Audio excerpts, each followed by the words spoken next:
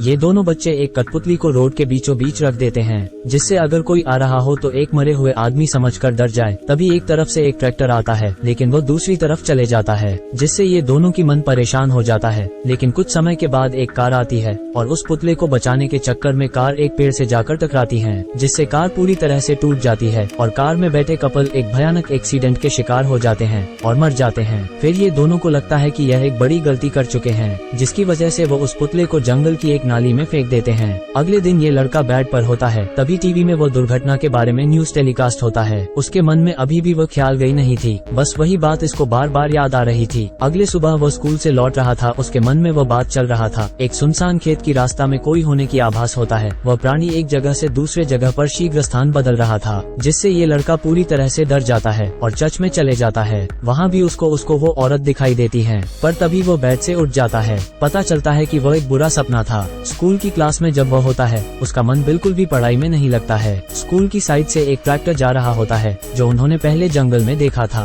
वो ड्राइवर जैसे ही क्लास की तरफ देखता है, वो लड़का मुंह मोड़ लेता है। वो अचानक से क्लास से उठकर चले जाता है। घर जाने के वक्त वो ट्रैक्टर उसके घर के सामने होता है, जिससे वह देखकर एक झाड़ी में जाकर छिप जाता है और ट्रैक्टर की जाने की इंतजार करता है। उसके मन में ये डर था कि उनको कोई न कोई कातिल के रूप में ढूंढ लेगा। घर में जाने के बाद भी उसको बार बार उसी दृश्य के बारे में याद आता है। डिनर के वक्त उसके पापा भी उस घटना के बारे में बात करते हैं, जिससे सैम और भी घबराने लगता है। अगले दिन वो जंगल में चला जाता है। उसका दोस्त भी उसके पीछे चले जाता है और उसको समझाने की कोशिश करता है, पर कल रात सैम की पापा भी उस घटना के बारे में बात कर रहे थे, इसीलिए सब उस घटना के बारे में जान जाएंगे, क्योंकि सब उस घटना के बारे में बात करने लग रहे हैं, ऐसा सैम कहता है। उसका दोस्त उसको समझाने लगता है, पर वो कुछ समझता नहीं। फिर उन दोनों के बीच बहस शुरू हो जाता है और अनजाने में शाम दोस्त को भी धक्का दे देता है और वो उस नाली में गिरकर मर जाता है।